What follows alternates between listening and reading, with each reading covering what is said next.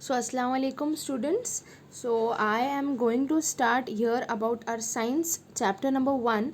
I have already explained you all about the heredity and hereditary changes, about transcription, translation, and the other things. But inshallah, I will give the detailed explanation of that once again. As I'm going for the lack of time, so I have to record and send it to you all. Listen it very carefully and understand it as I'm going through very basic points. आपको तो ये सारी चीज़ें पता ही है, ठीक है. तो I have already said you all that I will record it and send it to you. Okay, so inshallah now we'll start here about evolution. So what is evolution actually over here is कि we have already studied about the differencing, and here evolution is the second part of the chapter. It is the second part. First part was the heredity, about heredity and hereditary changes. Means what? The changes that occur from parents to the offspring, that was heredity, and the changes that occur through that is the hereditary changes. Now we'll study about the second part of the chapter, that is evolution. See here, इसको शुरू करने के पहले मैं आपको ये एक चीज़ बताना चाहूँगी कि यहाँ पर the thing which has been written over here, personally by my side, I think it is a wrong prediction. I will not jump onto this, but actually just listen this topic for the sake of knowledge, for the sake of writing in paper. That's it. I'm only talking about the concept of evolution. Okay, this is only the prediction of some scientists, nothing more than that. Prediction means अंदाज़ा लगाना. ये इन्होंने proof के साथ बता चुके, इसीलिए इस टॉपिक को यहाँ पर डाला गया है. But according to us we are from Adam अलैहिस्सलाम एंड हवा. ओके, बट यहाँ पर आप लोगों को सिर्फ इतना बताया गया है कि there is a prediction. Okay, so we will study this concept, we will study this topic just because for the sake of writing in paper. That's it. It was very important to tell, that's why I have to tell you all. Okay, ठीक है. Evolution, what is evolution here?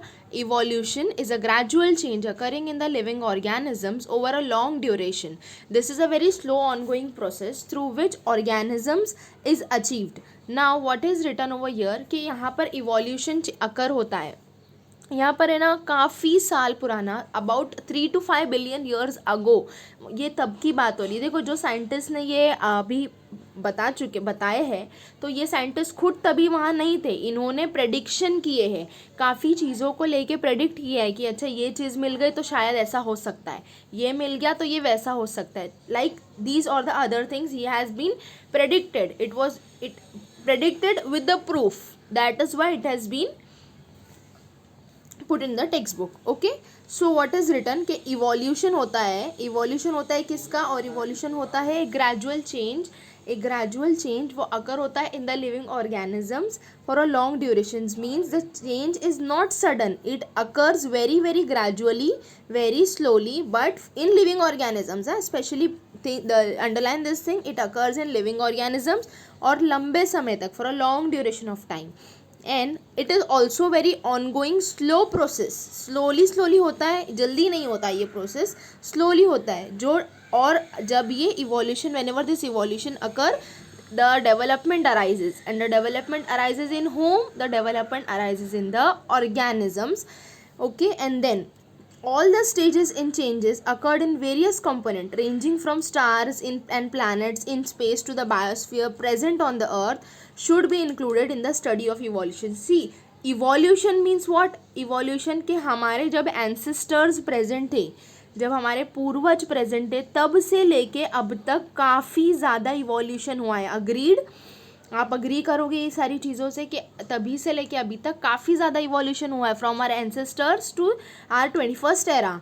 ठीक है, तो कहाँ से बताया है कि खाली उन लोग के लिविंग ऑर्गेनिजम्स में नहीं आया है, और कहाँ पर आया है? There is evolution occurred in so many components, in various components, from where stars से लेके प्लैनेट तक, स्पेस में भी और बायोस्फीयर में भी. मतलब in this total earth there is a evolution happened. Okay, now formation of new species due to change in specific characters of several generations of living organisms as a response to the natural selection is called evolution.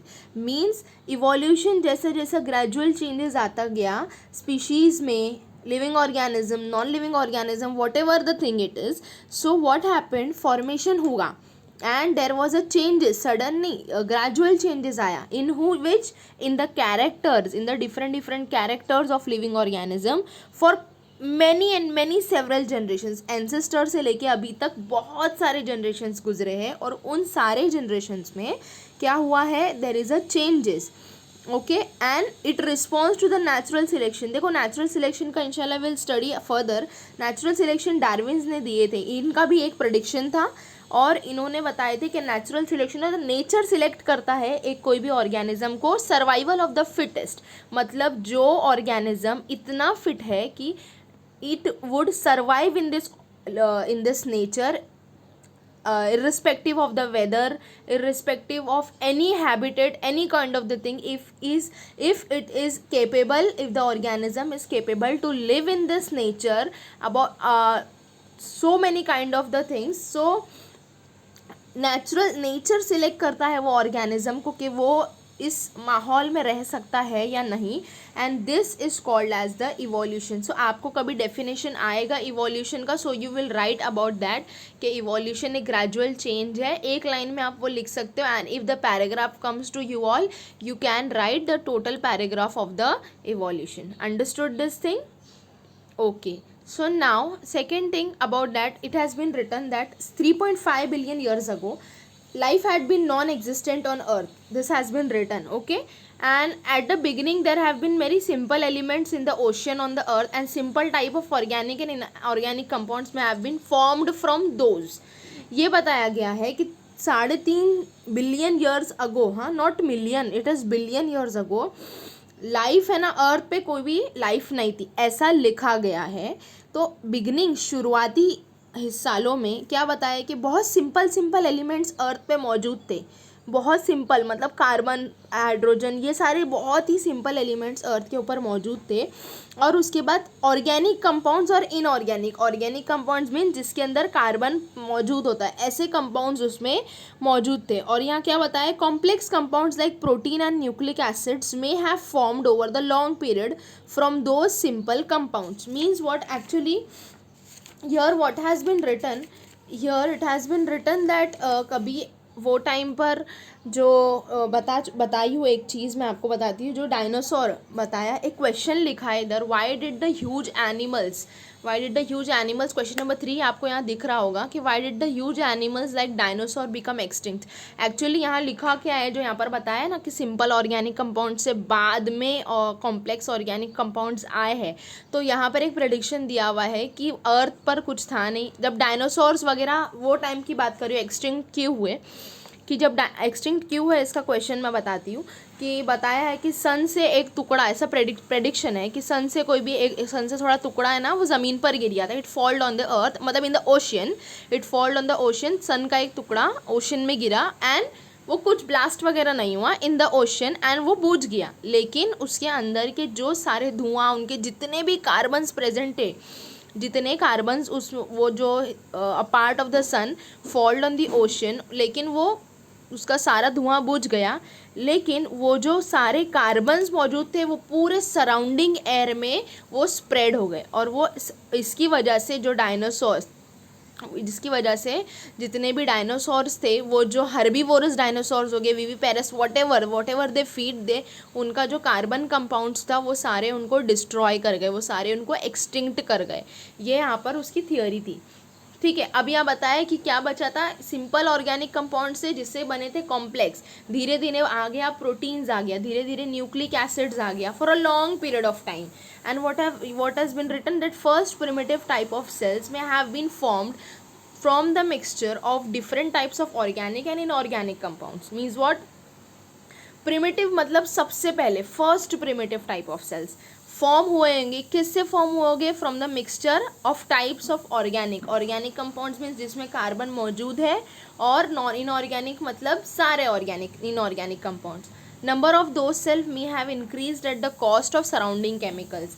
There maybe had been some differences among those cells, and according to the principle of natural selection, some may have good growth and some may have perished, which could not adjust with the surrounding. Means what? There has evolution occurred, and after that what happened कि some cells which were increased from the first cell, primitive type of cell. जब पहला cell बना, cell के बाद और sales replicate होते गए, तो उसके बाद धीरे धीरे जब सेल्स का इवोल्यूशन हुआ, उसके बाद क्या हुआ? According to the principle of natural selection, see whenever you hear about the natural selection, one line should be strike your mind, that is natural selection means survival of the fittest, and survival of the fittest means what? Sir देखो, आप कभी भी जाहिर सी बात है, अगर आपको race में दौड़ रहे हो, आप मैराथन में या कहीं पर भी दौड़ रहे हो, तो जो कैपेबल रहेगा वही आगे तक जाएगा, जो नहीं कैपेबल रहेगा वो पीछे पीछे छूटता चले जाएगा, राइट? वो उसको एक रेस में अगर कोई पीछे हार गया तो वो निकल जाता है, दूसरी रेस में अगर कोई पीछे हार गया तो वो नीचे।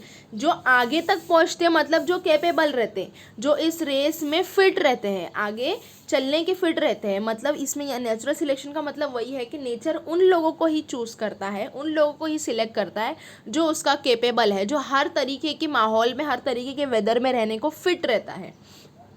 यहाँ पर वही बताया है कि सम में have good growth and some में हैव पेरिश्ड मतलब वैनिश्ड, खत्म हो जाना, and which could not adjust with the surroundings. Okay, now what has been written, यहाँ पर इवोल्यूशन बताया एक्चुअली एंसेस्टर से अभी तक का। At present crores of species and plants and animals with huge diversity मतलब बहुत सारा, बहुत varieties, बहुत सारा regarding shape and complexity are present on the earth। मतलब अभी तक एट प्रेजेंट, या अभी की बात हो रही है, ऑफ द 21st सेंचुरी की बात की गई है कि अभी हमारे यहाँ एनिमल्स में बहुत वैरायटी है, प्लांट्स में बहुत वैरायटी है, जितनी काफ़ी तो हमको पता भी नहीं होगी। There are so many kind of varieties present with their shape is different, their complexities, their characters are different on our earth.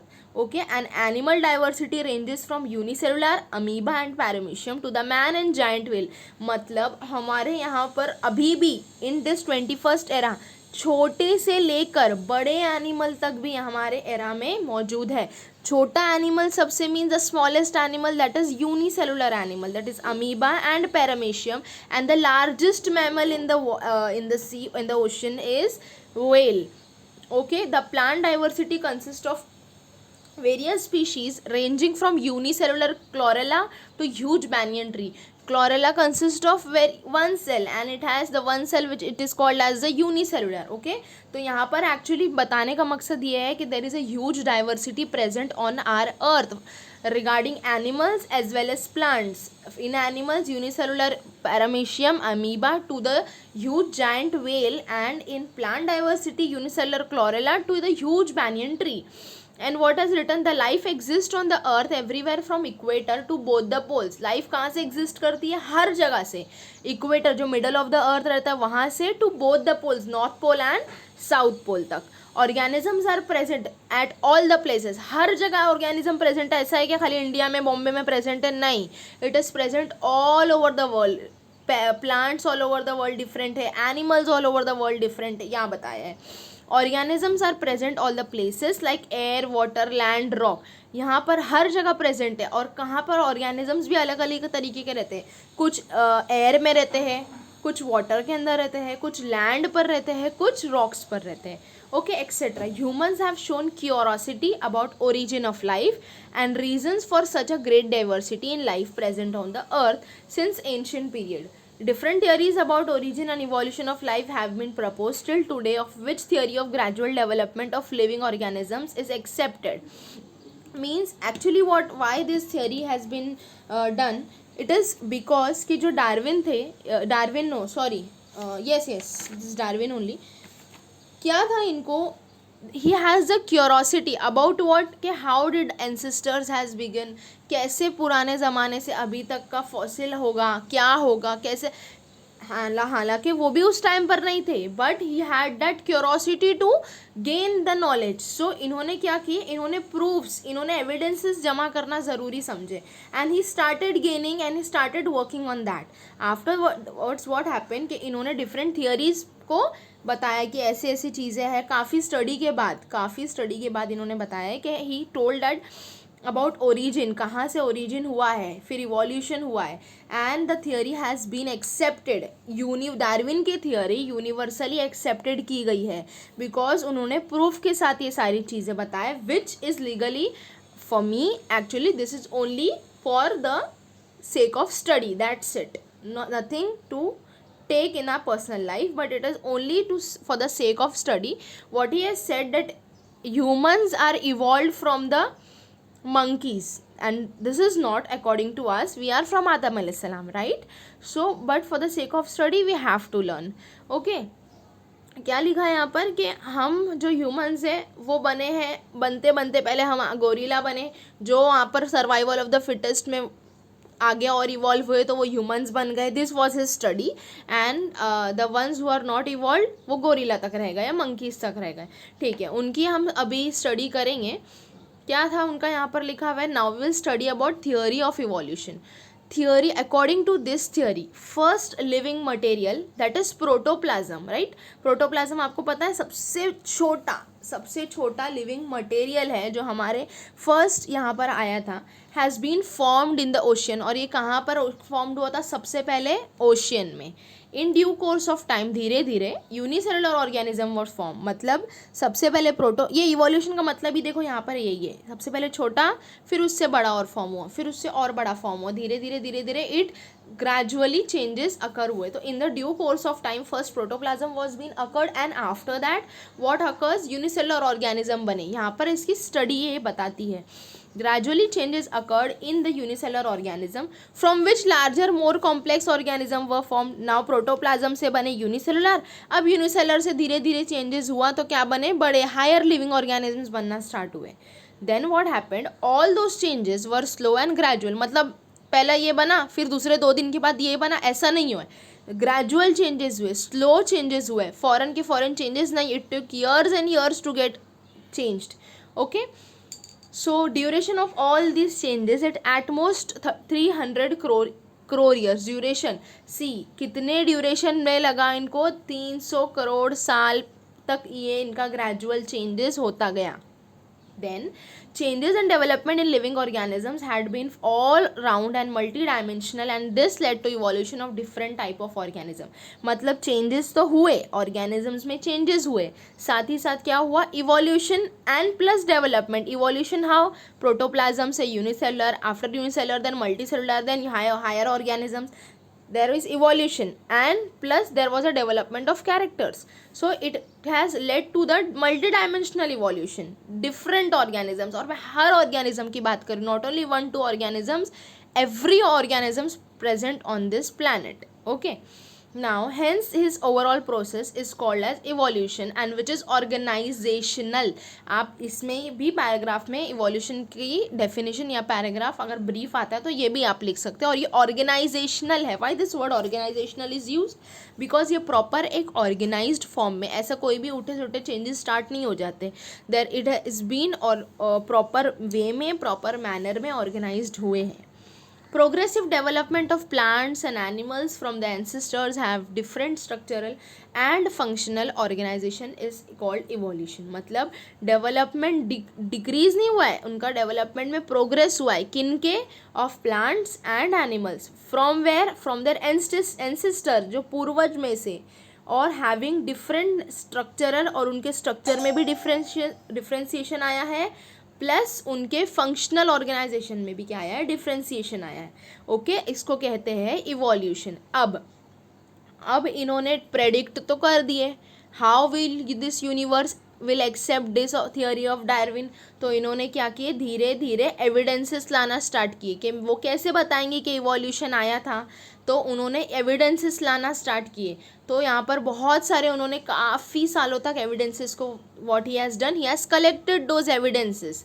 So first evidence he got, first proof इन्होंने ये बताया है. प्रेडिक्शन है, ये सारा प्रेडिक्शन है. What he told कि first changes हुआ था मॉर्फोलॉजिकल चेंजेस में. Morphological changes, what has been written, see morphological changes में आपको यहाँ पर दिखेगा, पपी है, सेकेंड शीप है, देन फॉक्स है, यहाँ पर एनिमल्स में, देन नीचे in the plants and fruits. So here it is written that various similarities like structure of mouth, position of the eyes, structure of nostrils, ear pinnae and thickly distributed hairs on the body are seen in the animals, whereas similar in characteristic like leaf, shape, venation, etc. What here he has told is कि various similarities मतलब काफ़ी चीज़ें मिलती जुलती है, किस में, animals के माउथ के स्ट्रक्चर में, plus position of their eyes. See हर एनिमल का पोजीशन ऐसा नहीं है, एक का आगे, एक का पीछे, एक का साइड में, एक का बाजू में, ऐसा नहीं है। हर एनिमल की पोजीशनिंग फ्रंट में है, उनका फेस फुट फ्रंट में रहता है हर चीज़। सेकेंड, उनका आईज भी। थर्ड इज उनका नॉस्ट्रल्स एकदम स्ट्रेट और उनके जो which faces to the front. Mostly animals की बात करूँ, there are various similarities in the animals. Plus ear pinnae जो होता है, देखो हम you can see ear in this, they have the ear pinnae of the puppy. काफ़ी हर एक का ईयर पिन्ने लगभग सेम जगह पर और सेम स्ट्रक्चर में मौजूद होता है। ओके, सो ये हो गया एनिमल्स की सिमिलैरिटीज। प्लस इन प्लांट्स क्या बताया है, लीव्स में बताया। लीव का शेप भी देखो, लगभग आपको हर एक का लीव का शेप सेम दिखेगा, राइट। आप जैसा लीव का शेप बनाते हो सबका सेम ही बनाते हो। लीव का venation, what do you mean by venation? Venation is what, हमारी जो हाथ की देखो नसें दिखती है, that is arteries and when. आपको वेनेशन देखो लीफ में दिखेगा, लाइन दिखेगा from the right and from the left, that is the leaf venation, and the leaf petiole is the base of the leaf. Okay, so ये बताया कि there are various similarities first of all in the leaves in the plants. तो ये हो गया एक evidence, ये हो गया एक एविडेंस उनका एक्सेट्रा जो अकर हुआ है प्लांट्स में. This indicates that there are some similarity in those groups and hence it proves that their origin must be same and must have common ancestor. What here he has got the evidence is कि उन्होंने सिर्फ एक prediction दिए हैं, इनकी ये similarities है, plant में ये सिमिलैरिटीज़ है, तो इनका जो एंसेस्टर रहेगा वो एक ही रहेगा. इनका जो कॉमन एंसेस्टर रहेगा, जो एनिमल्स के एंसेस्टर्स रहेंगे वो कोई एक ही रहेंगे, वो दोनों के कॉमन रहेंगे. ये इन्होंने एक थियोरी बताई है और इन्होंने इसको ऐसे सिमिलैरिटीज़ बता के प्रूव कर दिया है कि it must be same and have the common ancestor. ये हो गया इनका first morphological evidence. Okay, now second देखो, एक एविडेंस से एक खाली अगर एविडेंस देंगे तो पूरा universally it will not be accepted. He has to give a lot of evidences to get accepted to his theory. Second evidence he got is anatomical evidence. What is anatomical evidence? inside the structure of animals, inside structure of the humans as well. So what has been written over here is, हाँ, anatomical evidence में क्या है, internal organs के बारे में study करना है. Okay, so what, if you carefully observe, क्या लिखा है देखो यहाँ पर, आपको ये ऑब्जर्व करना है. सारे इंटरनल ऑर्गन्स बोन्स का बताया है कि you carefully observe the picture. There doesn't seem any superficial similarity in which between human hand, foreleg of ox का भी है, you can see about the ox written, ox भी है, human का hand है, फिर उसके बाद क्या है, पेटाजियम है बैट का, फिर है फ्लिपर है, फिर फ्लिपर ऑफ वेल है. उसके बाद क्या लिखा है, ठीक है वहाँ पर क्या है, doesn't mean any superficial similarity between human hands. आपकी बुक में लिखा है देखो, ये तो मैंने ई बाल भारती से ली हूँ, लेकिन आपके इसमें दिखा है कैट्स लिखा है होगा आई गेट्स, बट वो कैट्स का नहीं है, वो दूसरा है, वो फॉक्स, फोरलेग ऑफ फॉक्स है वो. ओके, सो उसके बाद क्या लिखा है, सिमिलैरिटी है, ठीक है. यूज़ ऑफ ईच ऑफ दो structures is different in respective animals. मतलब सारे के डिफरेंट है. ह्यूमन का हैंड डिफरेंट है, फोरलेग ऑफ ऑक्स डिफरेंट है, पोटाजियम जो बैट का है वो डिफरेंट है, ठीक है, वेल का जो फ्लिपर का है वो डिफरेंट है. चारों के बोन्स क्या है, डिफरेंट है. तो दैट इज़ व्हाट बताया कि similarly use of each of these structures are different in their respective animals.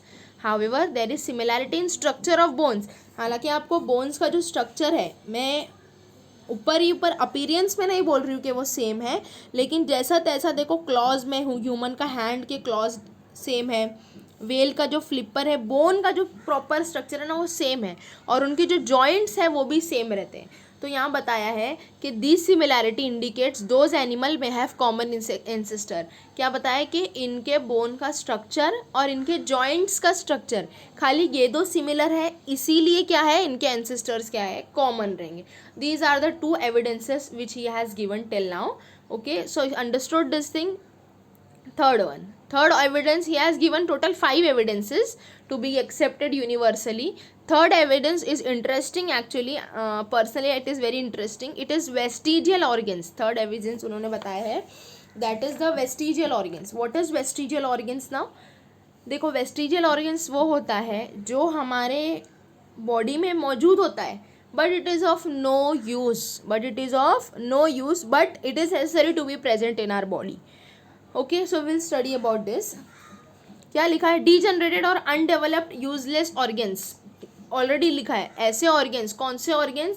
जो डीजनरेटेड है, वो जो मतलब ख़त्म होने की कतार पे है, और या फिर वो अंडर डेवलप्ड है, या फिर वो प्रॉपरली डेवलप्ड नहीं हुए हैं, या फिर उसको यूजलेस ऑर्गेन्स कहा जाता है. ऐसे ऑर्गेनिजम्स में अगर कोई ऑर्गेन्स मौजूद है तो उसको कहते हैं vestigial organs. Understood? Then, in living organisms, sudden development of new tissues or organs for living in changes environment is not possible. What happened? What has been said here it is कि in living organisms में sudden development new tissues का या organs का possible नहीं है. It happens, how I told already, it happens with gradually, मतलब धीरे धीरे slow and steady process होता है changes का. But एकदम सडन चेंज टिश्यूज़ में और ऑर्गन्स में नहीं होता है. इंस्टेड मतलब इसके बजाय क्या होता है? Instead of this existing organs undergo gradual changes. ना न्यू टिश्यू जल्दी बनते हैं, देखो अगर बनेंगे तो उसका स्लो एंड स्टडी प्रोसेस रहेगा. इसके बजाय क्या होता है कि जो already existing organisms organs present है, ओके, उसमें ग्रेजुअल चेंजेस अकर होगा. Then afterwards what has been written, mostly a specific structure in the body is useful under certain situation. However, same structure under different situation may occur, become useless or even harmful. Means what it is written, कभी कभी mostly में बताया है specific structure in the body useful रह जाता है कभी कोई कोई situation में. Means यहाँ बताने का मतलब ये है कि एनिमल्स में भी वेस्टिजियल ऑर्गन मौजूद है और हमारे के अंदर भी वेस्टिजियल ऑर्गन मौजूद है. बट समटाइम्स व्हाट हैपेंस कि हमारे अंदर जो वेस्टिजियल ऑर्गन मौजूद है वो it might be useless for us, but it might be useful for the animals, and the some organs which have been useless for animals can be useful for us. Okay, यहाँ पर वही बताया है. तो क्या बताया? It takes a years for structure to disappear. Such organs are seen in different phases of disappearance in animals. Such organ through non-functional in certain organism, it may be functional in other organ. जैसा मैंने अभी बताई कि वो function करेगा कोई कोई organisms हमारे अंदर, कोई कोई ऑर्गेनिजम्स उन्हें फंक्शन नहीं करेगा. एग्जाम्पल्स यहाँ इंटरेस्टिंग एग्जाम्पल्स दिए हुए हैं, बताती हूँ. Appendix. See, appendix is present in human but it is useless in us. It is useless in us but it is very useful in animals. In which animals? See, there is written it is useful in and fully functional. Functional मतलब वो function करता है. It is a functional organs in ruminants. Ruminants मतलब क्या? जो घास खाने वाले एनिमल्स रहते हैं ना, जैसा काव वगैरह. व्हाट डज ये क्या करते हैं? ये सारे घास और जो पत्ते दे जस्ट डाइजेस्ट फर्स्ट. एक ही अमाउंट में वो ज़्यादा उसको इनटेक कर लेते हैं. उसके बाद वो देखे ना, वो करते हैं, हम लोग रूमिनेंट जुगाली करते हैं, देखो बैठ के they chew very slowly. That is called as a ruminant element. सबसे पहले वो क्या करते हैं? वो सारा जो उनका फूड रहता है they digest it, and after that they further take that food into the mouth and then they ruminant them. ये किसकी वजह से होता है? It happens just because of appendix which is very very useful in them, but it is useless in us. Okay, but it is present in our stomach. Similarly muscles of ear pinna. Ear pinna हमारा कान. Ear pinna देखो हमारे कान का जो यहाँ पर दिया हुआ है ईयर मसल्स, यहाँ पर जो ईयर मसल्स के यहाँ पर दिया हुआ ना ear pinna, it is very useless. उसका कोई यूज़ नहीं है हमारे इसमें, but it is very useful to monkeys for movement of ear pinna. अब जो एनिमल्स में है इनके लिए ईयर पिन्ना वेरी इंपॉर्टेंट है. For what? क्योंकि ये ना डिटेक्ट करते हैं साउंड को ईयर पिन्ना से डिटेक्ट करके. तो इसीलिए मंकीज़ में भी मूवमेंट करने के लिए इनको ईयर पिन्ना बहुत नेसेसरी है. ओके, तो various vestigial organs like tail bone, that is coccyx, wisdom teeth and body hairs are present in the body of human being which is actually useless. हमारे teeth में सबसे last teeth है जो present है, यहाँ पर देखो बताया है कि विजडम टीथ मौजूद है, but it is a vestigial organ which is of no use.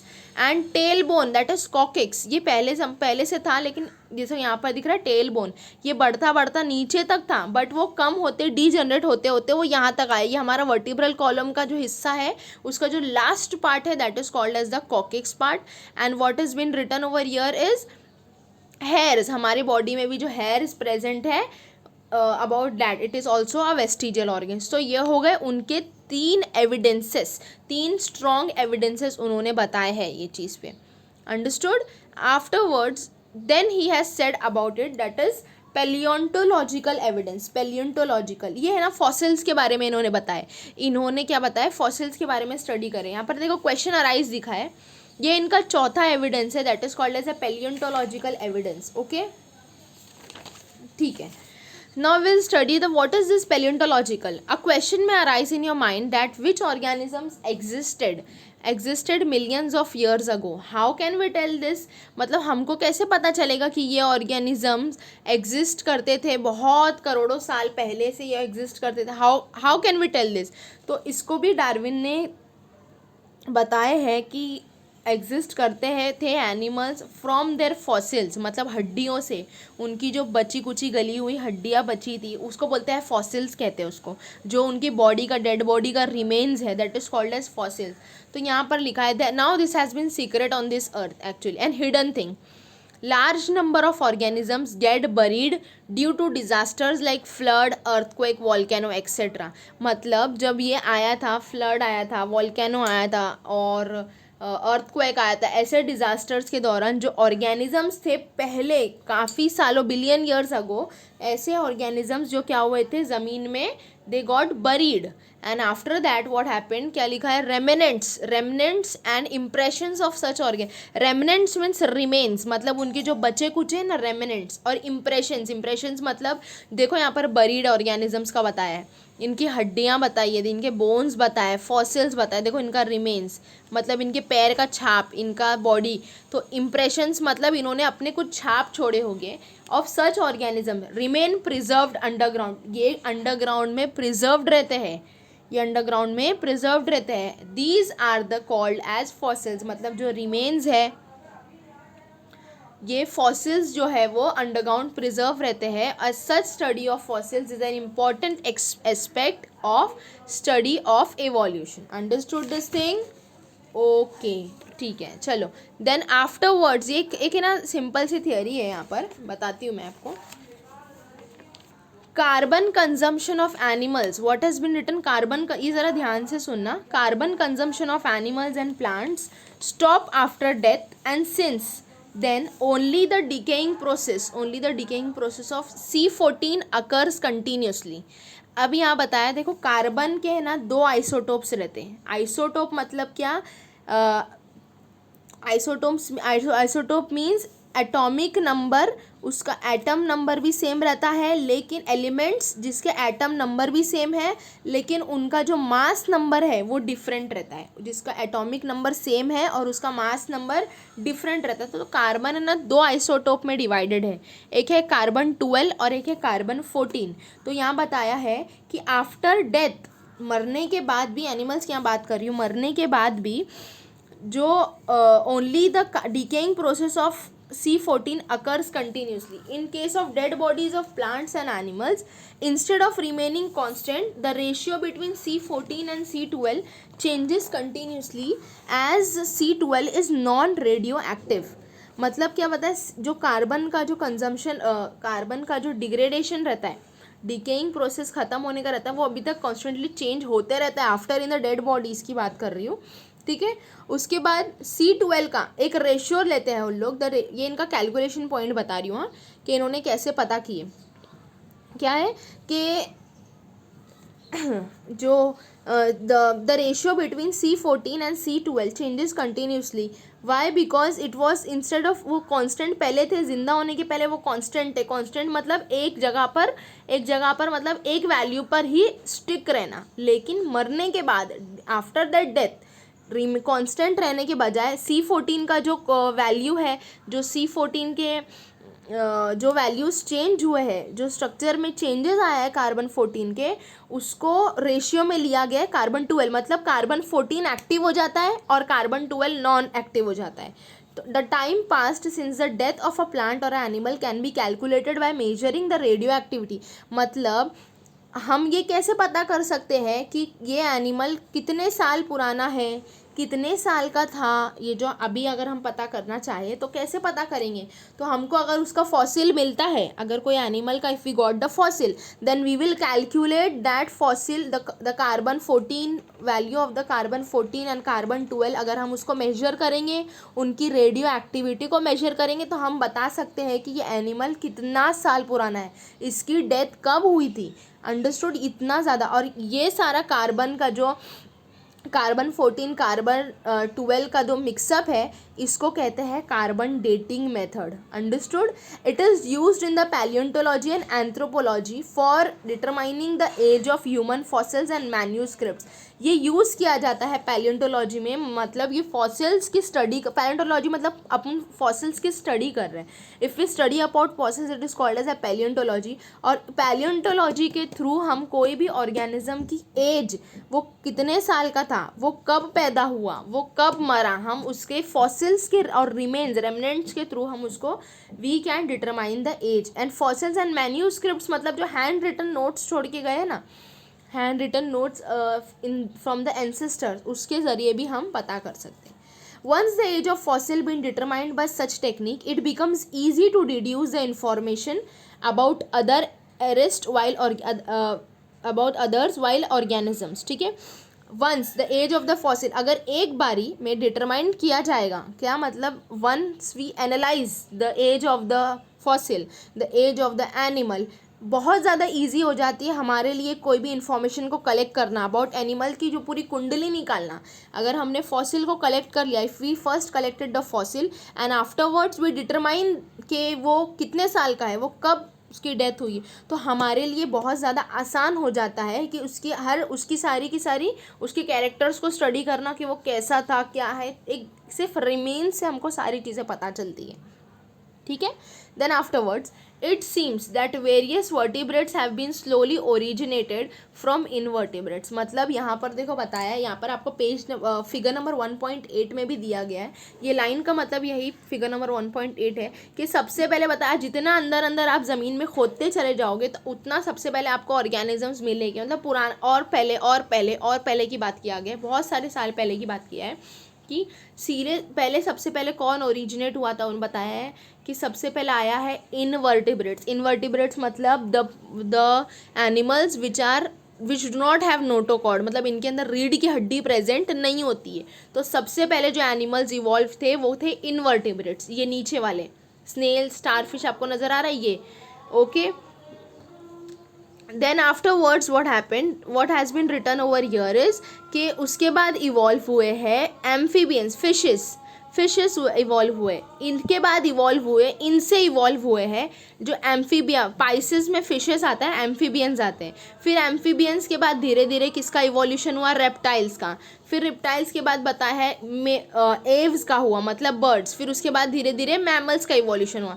तो क्या बताया है? इनवर्टिब्रेट से कौन कौन इवॉल्व हुआ है?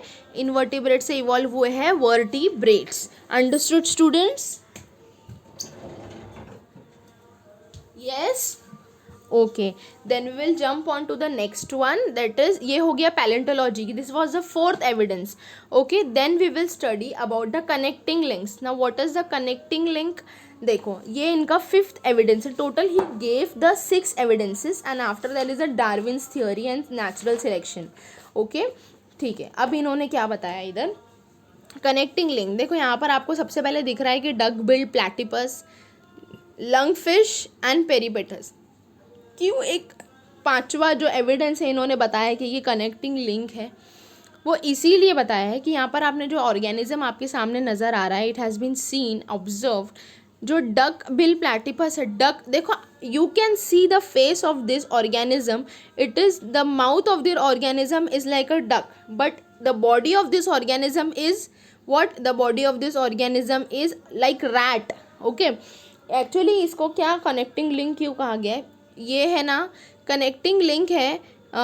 ये क्या करता है? इट लेज द एग्स, ये एग्स ले करता है, plus from the eggs the baby is formed and after the baby is formed ये क्या करता है, इसको मिल्क फीडिंग करता है. सी मिल्क फीडिंग जिसमें आ गया मतलब वो मैमल हो गया, मतलब वो क्या हो गया, मैमल हो गया. ओके, तो मिल्क फीडिंग में भी एक मैमल में प्लस व्हाट, इन इसके अंदर मैमल की भी कैरेक्टरिस्टिक है, क्वालिटी प्रेजेंट है, प्लस इसके अंदर एग लेइंग विविपेरस की भी क्वालिटी प्रेजेंट है. तो ये एक कलेक्टिंग लिंक बनाता है बिटवीन दीज टू बोथ. तो इसीलिए इसको बोला है duck billed platypus is a connecting link. Second thing, what is this, it is called as a lung fish. ये लंग फिश जो है वो ये रहती है फिश के जैसा, बट इसके अंदर जो है रेस्पिरेशन करने के लिए gills are absent. In this lung fish there is a presence of lungs present होता है. कोई फिश में लंग्स प्रेजेंट नहीं होता है, सब में रेस्पिरेशन के लिए गिल्स मौजूद होते हैं. But in this fish lungs are been present over here, और ये रेस्पिरेशन करने के लिए वाटर के बाहर आती है ताकि ये रेस्पायर कर सकते हैं, उसके बाद ही वाटर के अंदर जाती है. मतलब इसके अंदर किसकी क्वालिटी है, इसके अंदर क्या है, एम्फीबियन की भी क्वालिटी है. So there is a connecting link. ठीक है, ये एम्फीबियन की भी कनेक्टिंग लिंक है, और it lives in the water as well. मतलब ये पाइसेस की भी है, फिशेस के जैसी भी है और एम्फीबियन के जैसी भी है. इन दोनों के बीच में ही कनेक्टिंग लिंक है. Afterwards there is a peripatus. See peripatus you can see here there is a connect. यहाँ पर आपको दिख रहा होगा सेगमेंटेड सेगमेंट्स आपको नज़र आ रहे होंगे. देखो अंदर अंदर सेगमेंट आपने पढ़े होंगे 10th स्टैंडर्ड में भी about the segmented body. Arthropoda की बॉडी है, राइट. तो ये भी एक कनेक्टिंग लिंक है, और इनका शेप जो है ये ज़रा आर्थ्रोपोडा से डिफरेंट है. तो देर इज़ अ कनेक्टिंग लिंक, इनके अंदर आर्थ्रोपोडा के कैरेक्टरिस्टिक भी मौजूद है. तो थोड़ा डिटेल एक्सप्लेनेशन हम इसके बारे में पढ़ेंगे. ठीक है, उसके बाद हम पढ़ेंगे लास्ट एविडेंस जो इन्होंने दिया है, and after that will study Darwin's theory of natural selection. Understood? Okay. Now what has written, some plants and animals show some morphological characters which they can be related to different groups, and then hence they are called as a connecting link. connecting link का definition है, आप इसको underline कर लेना if you are taking the textbooks. So it is very important also, and you can there what has been written, some plant and animals. ये morphological characters बताते हैं. morphological evidence हमने last time ही पढ़े, पिछले page में हमने पढ़े कि मॉर्फोलॉजिकल सामने जो एविडेंस दिखते हैं उनके फेस पे स्ट्रक्चर्स अपीयरेंस पे जो कैरेक्टर्स नजर आते हैं उसको हम लोग अगर कैरेक्टर में डिफ्रेंसिएशन पाते हैं तो by which they can be related to two different groups. मतलब देखो अब मैंने लंग फिश का ही बताई, इंटरनली मैंने बताई कि it does not have gills to respire, but the shape of the fish is like a fish in the Pisces. तो ये दोनों कनेक्टिंग लिंक है कि इसके अंदर जो कैरेक्टरिस्टिक है वो मैमल का है, वो एम्फीबियन का है, और बट ये रहती कैसे है, पानी में, लाइक अ फिश. तो ये की कनेक्टिंग लिंक बन जाती है एम्फीबियन और पाइसेस के बीच में. ठीक है, इसको इसीलिए कहते हैं कनेक्टिंग लिंक. दो टोटल अलग अलग ग्रुप्स है, राइट. एम्फीबियन भी अलग ग्रुप है, एम्फीबिया अलग ग्रुप है, और पाइसेस भी एक अलग ग्रुप है.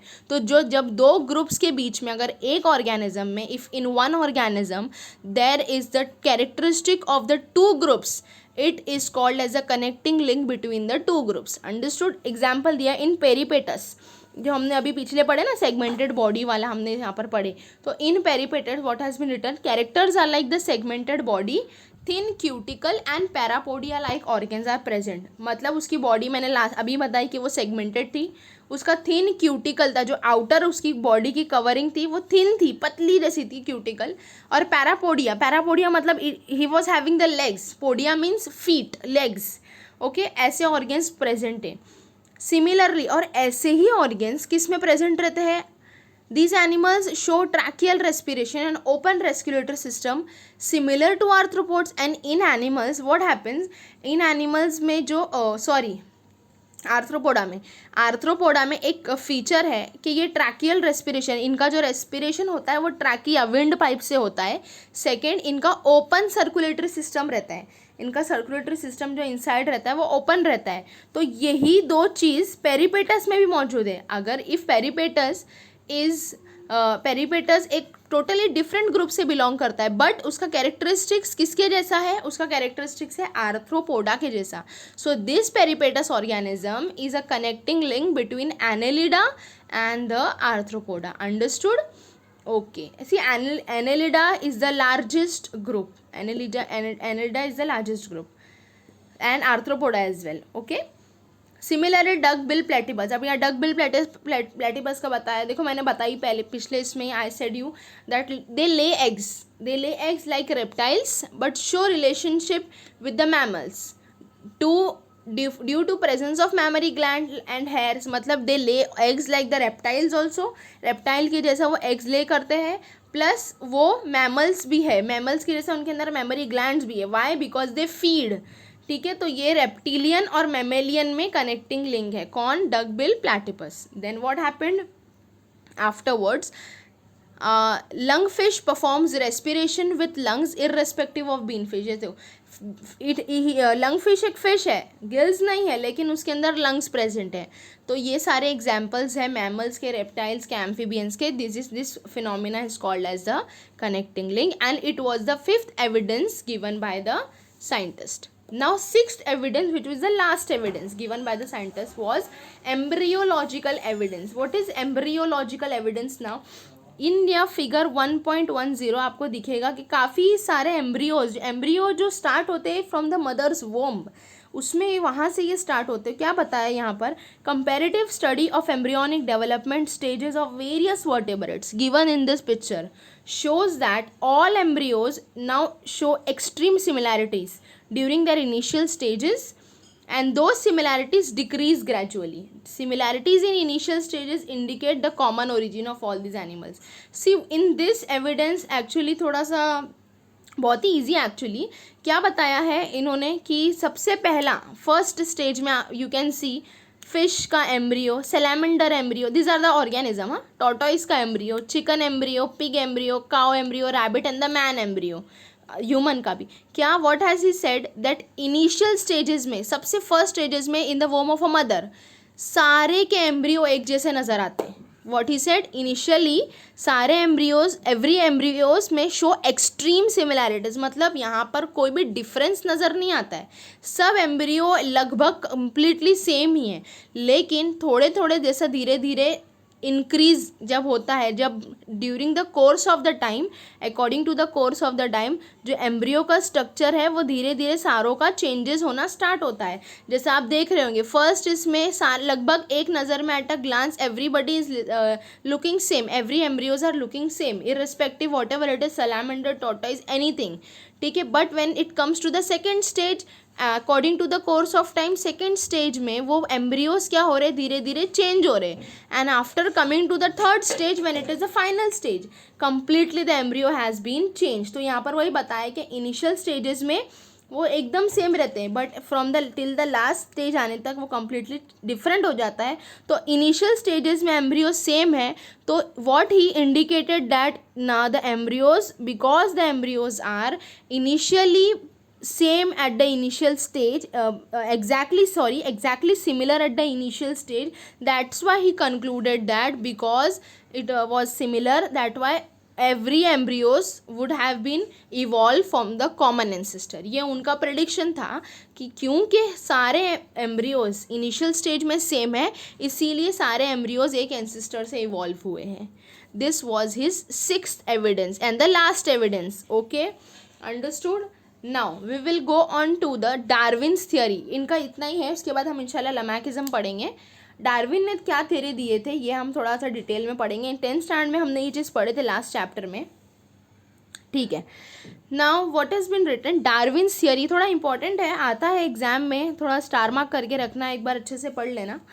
क्या है, चार्ल्स डार्विन, नेचुरल सिलेक्शन, मैंने पहले ही बताया नेचुरल सिलेक्शन जहाँ पर भी वर्ड आता है, sentence should strike your mind, that is the survival of the fittest. Okay, then here Charles Darwin has collected innumerable specimens. Specimen मतलब proof, specimen मतलब उनके structures, उन्होंने innumerable मतलब अनगिनत उन्होंने structures उनको मिले हैं, collect किए, उन्हें evidences collect किए, किसके, of plants and animals, depending upon their observations of specimen. He also gave a lot of observations about them and he also published, उन्होंने पेपर पब्लिश किए थे किसके बारे में, theory of natural selection which preaches the survival of fittest. मतलब मैं पहले ही बता चुकी कि सर्वाइवल ऑफ द फिटेस्ट उनका मेन गोल था, मेन मोटो था कि उन्होंने यही बताना चाह रहे थे.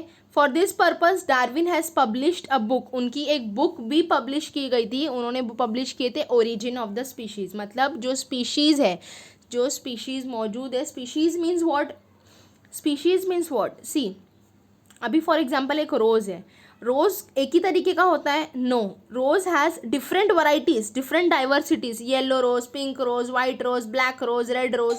Okay, so this is the species of the rose, this is the species of the rose. तो यहाँ वही बताया कि स्पीशीज़ का एक कॉमन ओरिजिन है, तो इन्होंने बुक का नाम ही रखे है कि ओरिजिन ऑफ द स्पीशीज़. अब वाइल एक्सप्लेनिंग द कॉन्सेप्ट, जब ये कॉन्सेप्ट समझा रहे थे, Darwin says that all the organisms reproduce prolifically, मतलब सारे ऑर्गेनिज्म धीरे धीरे क्या करते हैं, एक दूसरे को रिप्रोड्यूस करते हैं, उनका रिप्रोडक्शन होता है, उनसे फिर उनसे बेबीज़ प्रोड्यूस होते हैं, फिर जो बेबीज़ प्रोड्यूस होते हैं उनसे आगे और बेबीज़ फॉर्म होते हैं, ये उन्होंने बताया. All the organisms compete with each other in a life threatening manner. हर organism, see here if you have to live there is a strong competition, right. आपको 10th में भी आपका एक कॉम्पिटिशन चलता है, when the results come there is a competition occurring, right. हर एक का कॉम्पिटिशन चलता है, तो same in the animals as well एक कॉम्पिटिशन चलता है, ऐसा लड़ाई झगड़ा वाला कॉम्पिटिशन नहीं, बट कॉम्पिटिशन उनका ना नेचर के साथ चलता है. as they fit in the nature will select them. As soon as it doesn't fit in the nature they'll die. इनका ऐसा है. अंडरस्टूड. तो यहाँ पर क्या बताया, in this competition only those organism sustain, मतलब केपेबल रहेंगे, जीवित रहेंगे, which show the modifications essential for winning the competition. मतलब सी मॉडिफिकेशंस मतलब चेंजेस, मतलब जैसे जैसे नेचर में चेंज आएगा, अगर if the nature changes the animals modification should also happen, मतलब उनके कैरेक्टर्स में भी चेंजेस आना चाहिए. जैसा जैसा देखो आप लोग 10th स्टैंडर्ड की स्टडी कर रहे हो, जैसे जैसे एग्ज़ाम नज़दीक आएगा आप लोग और चेंजेस करोगे अपनी स्टडी में, आप मॉडिफिकेशन करोगे, ज़्यादा टाइम पढ़ने लगोगे. तो जैसा जैसा एग्ज़ाम करीब आएगा आप लोग ज़्यादा और पढ़ाई के करीब रहोगे. ठीक है, वैसे ही बताया कि अगर नेचर में ज़्यादा करीब रहना है तो according to the nature you have to go to win the competition. For what? Modification essential है, एसेंशियल मतलब ज़रूरी है. Then afterwards, however besides this, इसके बाजू में, इसके अलावा, the natural selection also plays an important role, एक और रोल में प्ले करता है, इंपॉर्टेंट बताता है. Nature select only those organisms which are fit to live and the rest perish. Nature, अगर ऑर्गेनिजम्स जब नेचर को चूज़ करते हैं तो nature also chooses them only whom, जो फिट है सर्वाइव करने के लिए, बाकी के सारे पेरिश हो जाते हैं, मीन्स वैनिश हो जाते हैं, they die. Sustaining and selected organisms can perform reproduction and thereby give rise to the new species. Now the organism which has been sustained, जो अब रह गए, जिनको नेचर ने सिलेक्ट कर लिया गया है, अब वो क्या करेंगे, फर्दर क्या करेंगे, परफॉर्म करेंगे कैसे? They will reproduce why? They will reproduce to give rise to the new species with their own specific characters, उनके पर्सनल कैरेक्टर्स रहेंगे. Darwin's theory of natural selection was widely accepted for a long duration. काफ़ी लंबे समय तक this Darwin's theory was universally accepted. Okay, however some objections were raised, लेकिन ऐसा नहीं, देखो कुछ भी स्टडीज़ होती है उनके बीच में कुछ ना कुछ ऑब्जेक्शन ज़रूर आता है. तो डार्विन की थियोरी में भी ऑब्जेक्शंस आए थे, बट ये ऑब्जेक्शंस को बहुत ज़्यादातर निगलेक्ट कर दिया गया, बिकॉज उनकी थियोरी बहुत ज़्यादा स्ट्रॉन्ग थी, because his theory was pretty strong.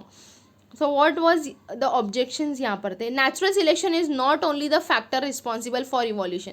मतलब यहाँ पर बताया है कि इवोल्यूशन, ऐसे ऑब्जेक्शन जिन लोगों ने उठाए थे कि बताए, व्हाट हैज़ दे सेड, कि सिर्फ नेचुरल सिलेक्शन, मतलब ज़रूरी नहीं है कि अगर वो survival of the fittest, if is the organism is not fit to the nature, they will die. ये एक ऑब्जेक्शन किसी ने उठाया था. Then Darwin did not mention any explanation about useful and useless modification. Yes, Darwin ने कोई mention नहीं किए, ये सारी चीज़ें तो बता दी है. He said about modifications everything, but he has not said कि which modification is useful, which changes are useful, which changes are useless. According to the nature, he has not mentioned about that explanation. Third objection was there is no explanation about slow changes and abrupt changes. मतलब explanation नहीं दिया था कि कौन से changes बहुत slow होंगे, कौन से चेंजेस बहुत सडन होंगे, which changes would be very slow and which changes would be very sudden. तो फिर उसके बाद बताया only 3 objection was been raised and after that, irrespective of all this objections, Darwin's work on evolution has been a milestone. मतलब इनकी theory ऐसे ही universally accepted नहीं है, सिर्फ 2 से 3 ऑब्जेक्शंस उठे थे, बाकी इनकी थियोरी पर इनका जो काम था, थियोरी था, इनका जो वर्क था, it has crossed a milestone in this world. Understood students? Okay, इंशाल्लाह विल कैरी ऑन द